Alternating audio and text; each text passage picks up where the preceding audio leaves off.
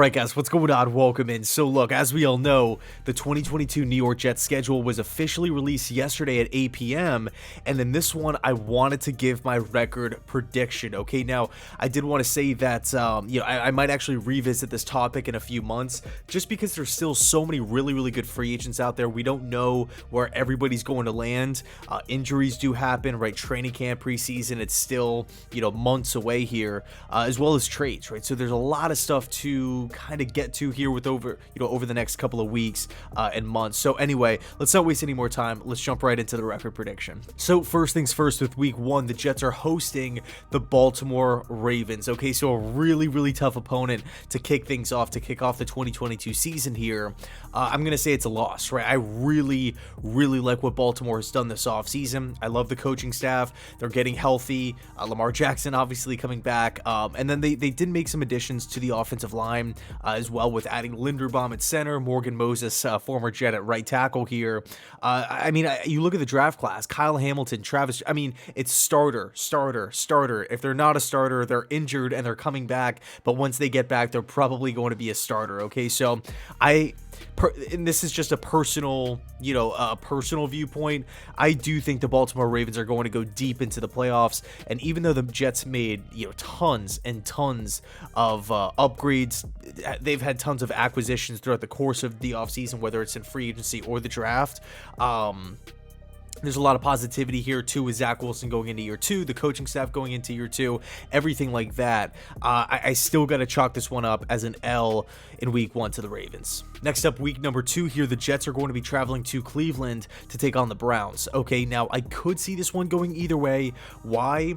Because we don't know what's happening with Deshaun Watson. Simple as that. Okay, if Watson is not there, if he's suspended, and this Browns team, they trade Baker Mayfield, they release him, they just outright. Next up, week 2, the Jets are going to be traveling to Cleveland to take on the Browns. I could see this one going either way. Why? Because we don't know what's happening with Deshaun Watson. Simple as that, right? If he's suspended, he's not out there, and the Browns trade Baker Mayfield, they outright release Baker. I could actually see the Jets having a chance in this game. I get that the Browns are loaded. I get that it's going to be in their house and it's going to be early in the season. But if Watson and Mayfield aren't there and they're rolling out, a veteran quarterback, I could actually see the Jets pulling away in an upset. Call me crazy, but I could see it. But let's assume Watson is there.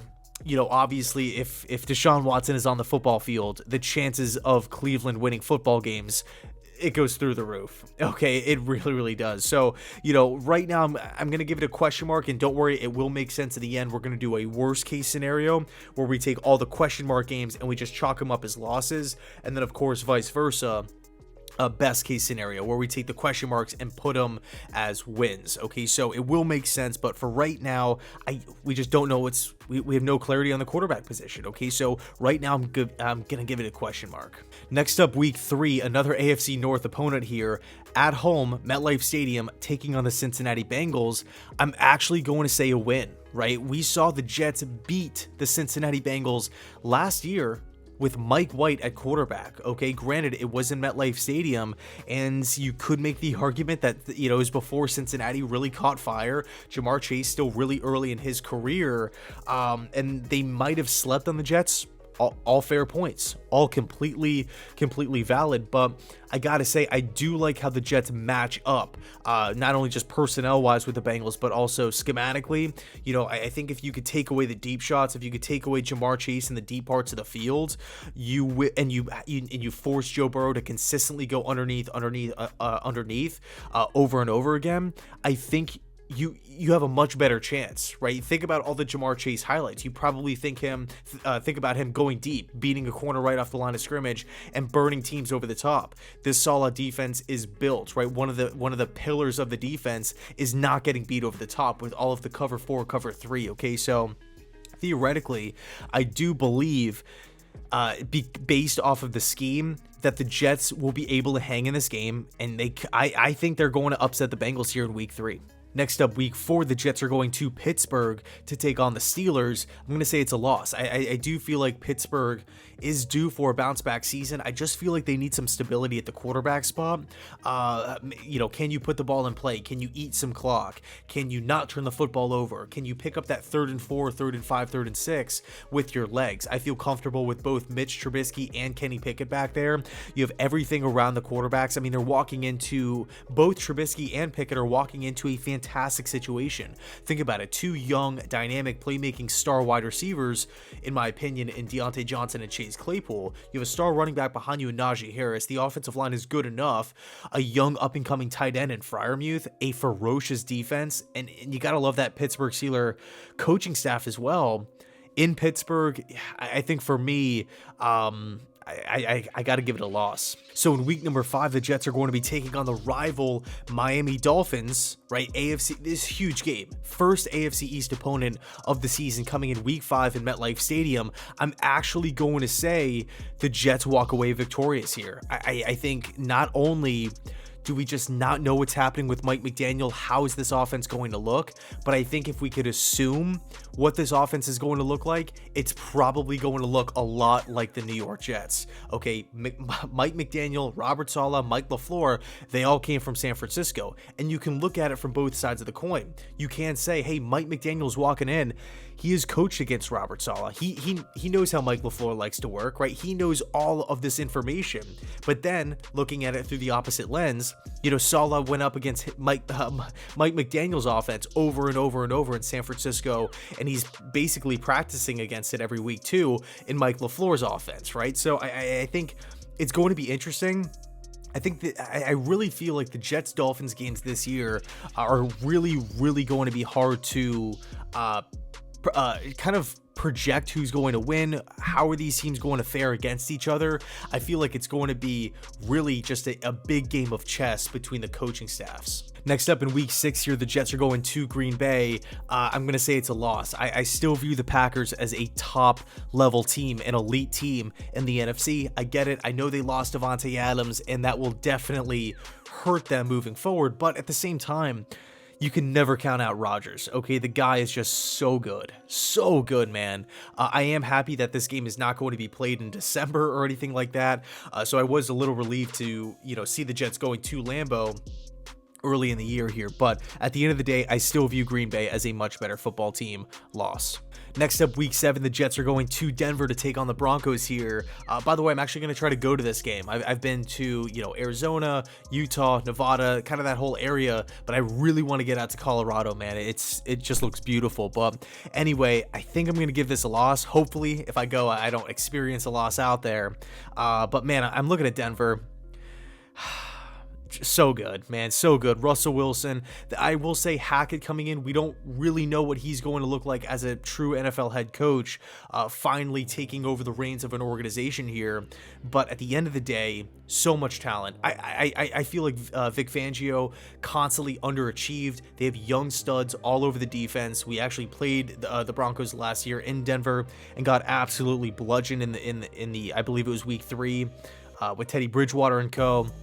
I think the Jets actually failed to score any points in that game. I could be wrong on that, but man, they were just beat down. But on paper, just Justin Simmons, Surtain, the list, I could sit here for 15 minutes raving about how good the Broncos roster is.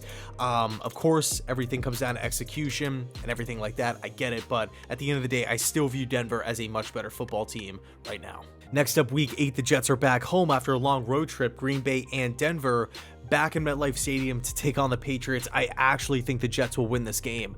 I feel good about it. You look at the Patriots, not only did they just lose some key additions on the field, J.C. Jackson included, one of the best corners in all of football, but they also lost Josh McDaniels. I do feel like that will put a dent in the Patriots' plans moving forward. Okay, now I will say this, I don't think the Patriots are as bad as everybody's kind of expecting them to be from the outside when we're just looking at names on paper. I still feel like you can never write off Bill Belichick, and the defensive scheme. They always they always put together a great game plan, right? Every single week, it doesn't matter who they're playing. You never see the Pats lose, by 3, 4, 5 scores. Never. Okay, you can never count out New England. But as far as this week is concerned, back at MetLife Stadium, I actually do like the Jets' chances here. So for week 9, the Jets are still going to be in MetLife Stadium taking on the rival Buffalo Bills here. I'm going to say it's a loss. I look at the Buffalo Bills right now as the best team in football. I do. I mean, they hardly have a weak spot. Maybe running back, but even then, Singletary is still okay. Maybe interior offensive line. But man, Buffalo they are good. They are really, really good. So, as much as I love the Jets at home this season, I got to give this to Buffalo. Next up, week 11, the Jets are going to Foxborough to take on the Patriots here. I'm going to say it's a loss. New England is just a different beast, right? They are so good. It's a really tough environment to play in, to coach in. Teams rarely walk into New England and beat them down. It's a rare occurrence, right? It just hardly ever happens. And I do find it hard to believe that the Jets walk in there in this scenario where they get game 1 to walk back into New England and win again. Okay, but I will say this, we did skip over week 10 because that was the bye week. And I do like the bye week placement this year as opposed to last year. I love how it's like right in the middle of the season. And we take a look at who the Jets played beforehand. New England, Buffalo, 2 rivalry games, 2 big games. You get that bye week, so now all of a sudden you have 2 weeks to prepare for the Patriots, another rivalry game. Okay, so that little 3-4 week stretch there can make or break the Jets season. I really do believe that those games are critical. Okay, critical, but being realistic, being as objective as possible, I see the Pats winning. Okay, so next up, week number 12 here, the Jets are back at home taking on the Chicago Bears. I'm going to say it's a win. I just don't really know what to expect from Chicago this season. I like the Eberflus hire, but they are somewhat in a little bit of a rebuild transition period. I just can't really put my finger on how the Bears will do this season. Such a tough team to read, by the way. When I'm thinking about what the Bears will look like, how competitive they will be, win-loss record for Chicago, I honestly can sit here and say that they're probably the most confusing team, or I guess the team with the lowest amount of clarity, in my opinion. Like, you could kind of figure out who's going to do well, who's going to struggle this upcoming season. But Chicago, man, I just have no idea what to expect. But at the end of the day, I do like the Jets roster a lot better than Chicago's at this point in time. So I think for me, I'm going to say it's a win. Next up, week 13 here, Jets at Vikings. I'm going to say it's a win, right? I actually think the Jets, as an underdog, will come in and beat the Minnesota Vikings because much like the Bengals situation before early in the year, I look at Saleh, I look at this defensive scheme going up against a West Coast Kevin O'Connell ran offense. And even though I love Minnesota's roster, and I do think it's better than the Jets roster, especially when we take a look at the offensive firepower, offensive, just the horses that they have, man. Thielen, Jefferson, Cook, just Cousins, Minnesota has some real talent, but I just like the Jets as an underdog here, playing in a dome late in the season. I could see the Jets being in the hunt. According to this scenario, the Jets would be in the hunt here. It's a big game for the Jets. Obviously, it would be probably be a big game for the Vikings as well. But call me crazy, but I really like the Jets as an underdog in this game. Next up, week 14, Jets in Buffalo, loss. Right, same reasons as before. Buffalo is just an absolutely loaded team, and playing in Buffalo, the Jets have not had much success there, right? Even like going back to last year, absolutely ripped apart. Game was hard to watch. Coming off like the Eagles game, the Bucks game, built a lot of momentum, and then just go into Buffalo and look like that, it was pretty depressing. Gut-wrenching, to be honest with you. So not really much, not a lot to talk about here. Buffalo Bills winning. Next up, week 15 in MetLife Stadium here against the Detroit Lions. I'm actually going to give this one to the Lions. I think the Jets lose this one. Lions get an upset on the road here.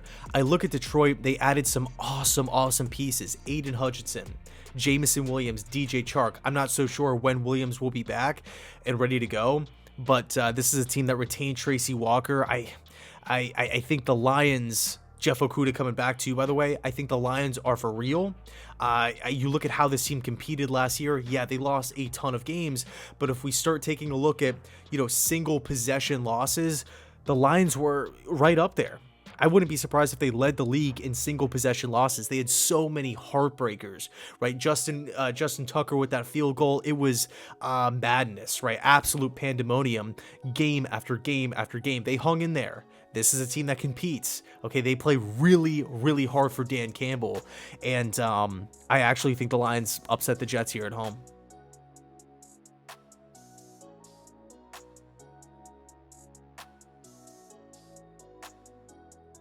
Next up, Week 17, Jets at Seattle.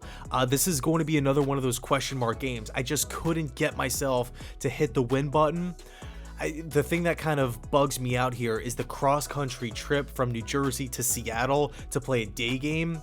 I don't know. I just can't commit to the win, right? But at the same time, Seattle's rebuilding. Seattle isn't a world beater anymore. Okay, this is a team that did lose Russell Wilson. They did have a lot of they had some key departures. DJ Reed, right? Maybe a revenge game for him, and maybe a revenge game for Jamal Adams. We'll see how it plays out. But at the end of the day, Seattle, tough, kind of like Chicago, tough team to read.